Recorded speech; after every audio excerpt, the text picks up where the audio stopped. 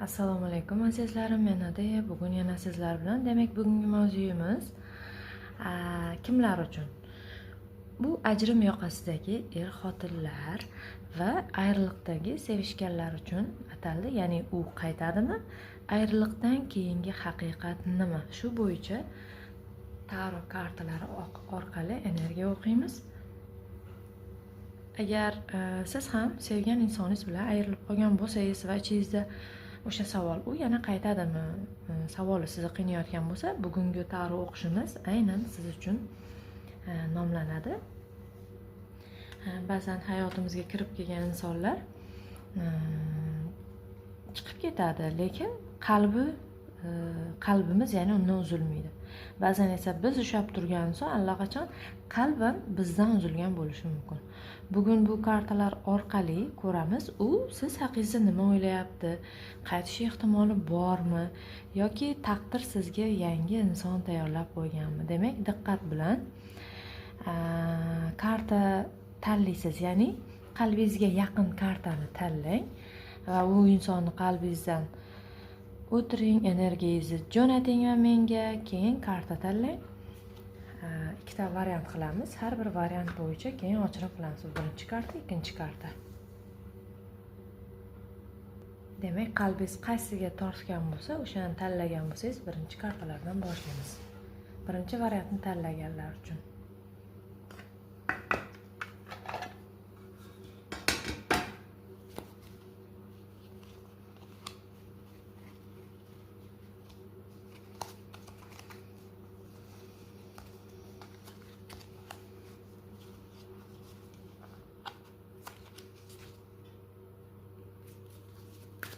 Demak, birinchi variant savollari 4 ta savol bo'ladi. Ya'ni u hozir siz haqingizda nimani o'ylayapti?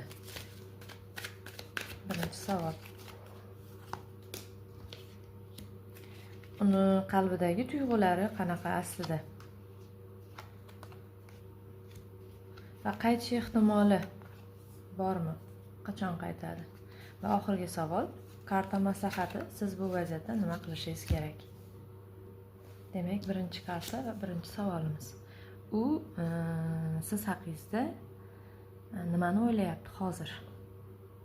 Ya'ni eringiz bilan ajrimda o'tirgan bo'lsangiz, eringiz yoki sevgilingiz bilan aloqalaringiz o'rtangizda sovuqchilik tushgan bo'lsa, sevgilingizni o'ylaysiz. Bu erkaklar, ayollar uchun ham ko'rsa bo'ladi, faqat ayollar uchun emas.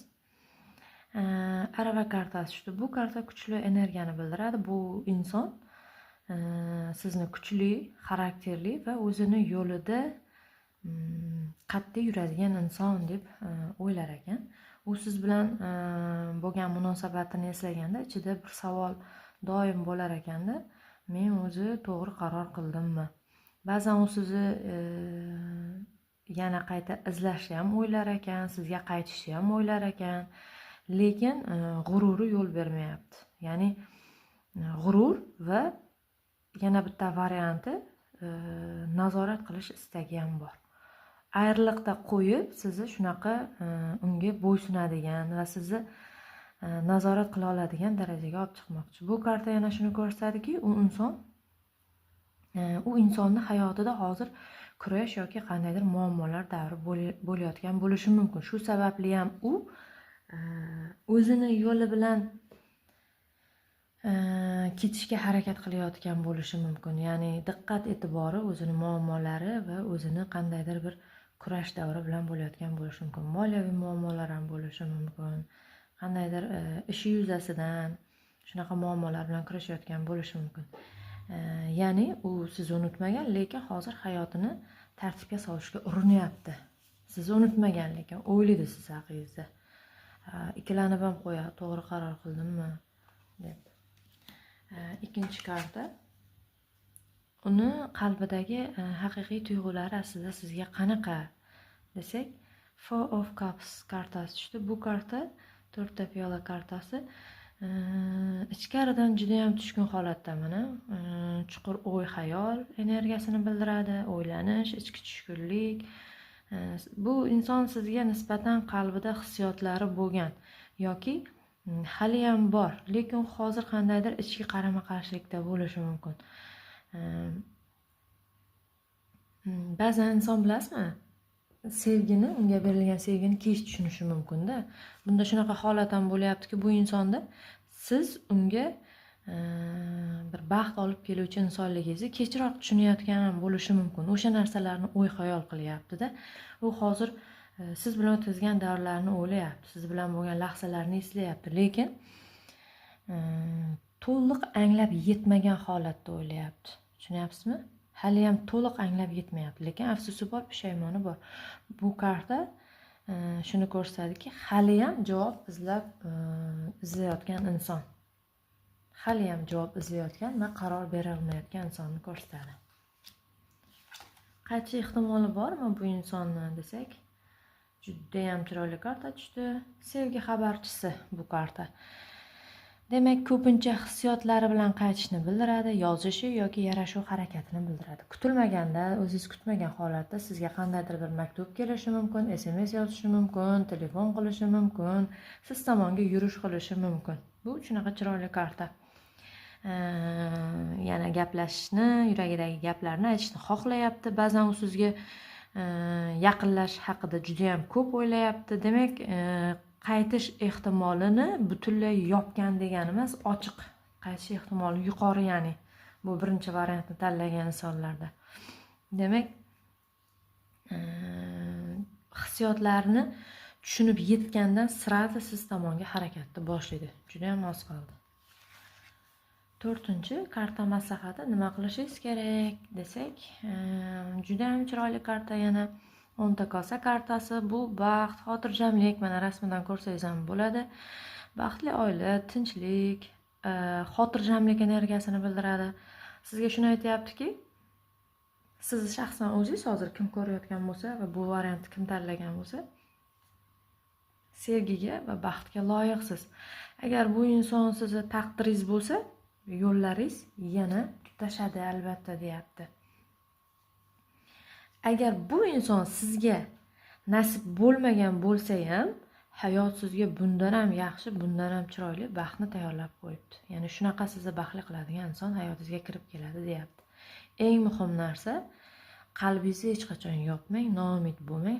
Faqat o'sha bitta insonga butun e'tiboringiz, diqqatingizni, energiyangizni bog'lab qo'ymang. Yakuniy maslahat, endi umumiy bu kartalardan maslahat, qalbingizni og'ritgan munosabatlardan keyin ham o'sha insonni tanlashda davom qilish bu noto'g'ri. O'zingizni qadrlang, energiyangizni tiklang va hayotingizga ishonch bilan qarang, ya'ni hayotingizga va o'zingizga.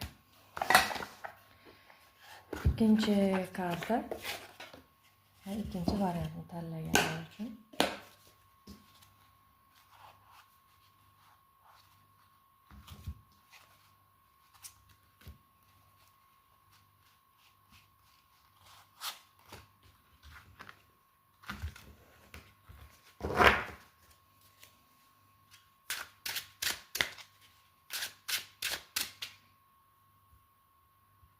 Demak, ikkinchi variantni tanlaganlar uchun karta tanlaymiz.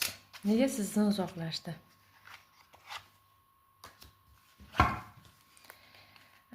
Hozir sizga nisbatan hissiyotlari. Kelajakda qaytishi yoki butunlay ketish energiyasi. Oxirgi karta, ya'ni siz uchun karta maslahati.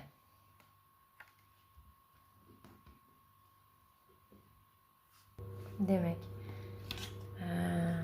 birinchi savol va birinchi tushgan kartamiz 10 ta qilich kartasi. Bu karta orangizda juda ham og'ir hissiyotlar bo'lib o'tganini bildiradi, qalbingiz jarohatlanganini, bir-biringizni qalbingizni jarohatlaganingizni bildiradi. Kuchli og'riqlar bo'lgan, tushunmovchiliklar bo'lgan, ishonch sinovidan o'tgansizlar, ya'ni ikkala taraf ham. Ba'zan bu karta yana inson o'zini charchagan va qandaydir bir bosim ostida his qilganini ham bildiradi. U sizdan ketgan bo'lishi mumkin, chunki ichida hammasi tugadi degan hissiyot paydo bo'lgan. Ko'pincha og'riqdan keyingi portlashni bildiradi va buni natijasida yangi bosqich ochilishini ham bildiradi. Ya'ni bu ayriliq birdaniga bo'lgan, keskin bo'lgan, lekin u insonni o'zi ham bu vaziyatni ichida juda ham og'ir ahvolda bo'lgan bo'lishi mumkin. Ya'ni bir-biringizni kutilmagan holatda, kutilmagan vaziyatda xafa qilib, bir-biringizni qalbingizni og'ir jarohat keltirib, shunaqa ajralish bo'lgan. Ya'ni nega sizdan uzoqlashdi desak, shunaqa. Ikkinchi karta Korol Pentakli. Hozir sizga nisbatan hissiyotlari qanaqa desak, Korol Pentakli kartasi tushdi. Bu karta jiddiy, mas'uliyatli energiyani bildiryapti. Barqaror, ya'ni o'ziga ishongan energiya. U inson sizni qadrli, bir jiddiy, hayot uchun qandaydir mos bo'lgan insonim edi deb ko'rgan ekan, lekin King of Pentacles kartasi, ya'ni Korol Pentakli kartasi hissiyotlarni ochiq ko'rsatadigan inson emas. U ko'proq amaliy fikrlaydigan va amaliy harakatlarni tan oladigan, ichki hissiyotlarni yashiradigan inson bo'lishi mumkin. Shuning uchun ham u sizni hurmat qilishi mumkin, lekin hozir hissiyotlarni ochiq ifoda qilmayapti. Bu karta yana shuni aytadiki, siz uni nazarda oddiy inson bo'lmagansiz, balki qadrlanadigan insoni bo'lgansiz. Tan olib aytayapti. Qadrlardim uni, yaxshi ko'rardim, deyapti. Va uchinchi karta kelajak energiyasi kartasi tushdi. Bu intuitiv energiyani bildiradi. U shuni ko'rsatadiki, munosabatlaringizda hali aytilmagan hissiyotlar va tushunilmagan tuyg'ular bor va bo'lyapti. Hozir ham hissiyot bor. Ba'zan insonlar bir-biridan uzoqlashsa ham qalbida, ya'ni bir-biriga bog'liqligi uzilmaydi, ya'ni.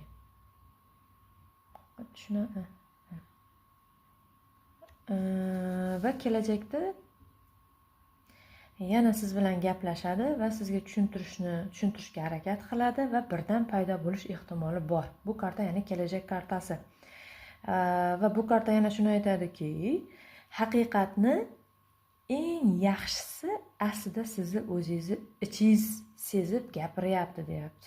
Bu ichki intuitsiyasi kuchli bo'lgan insonlarga tushadigan karta. Demak, bu variantni tanlagan insonlarni ko'pchiligini javobi ichida bor, ya'ni.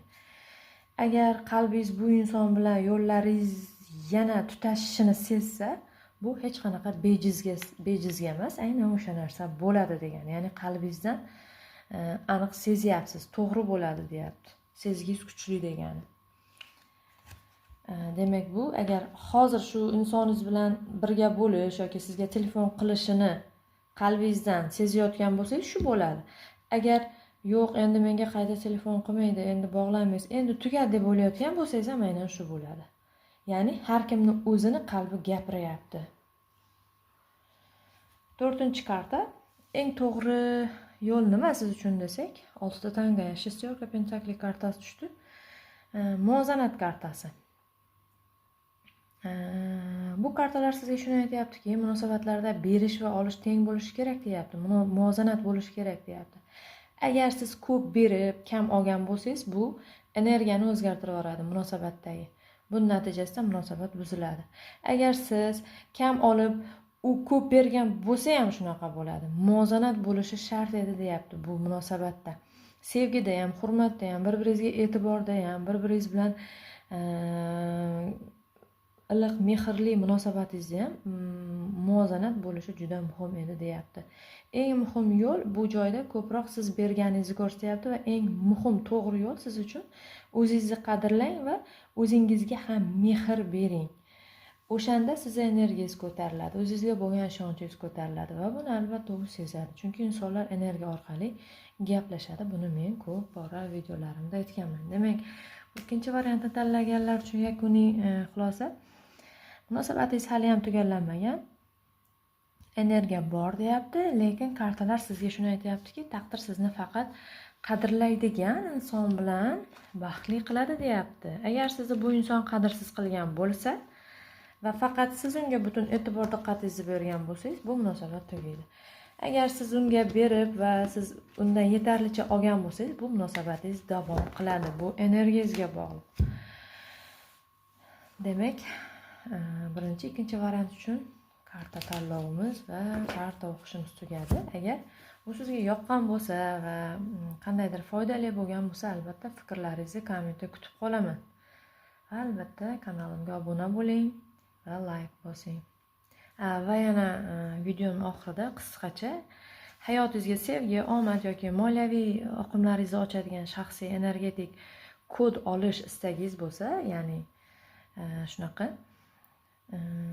men siz uchun maxsus kodlar tayyorlab beraman. Bu kodlar sizni tug'ilgan sanangiz va energiyasi asosida hisoblanadi. Har bir kod sevgi energiyasini ochish, pul oqimini kuchaytirish va hayotingizni omadingizni faollashtirish uchun ishlaydi va garantiyali buni olgan insonlarning odzivlaridan kanalimda ko'rishingiz mumkin.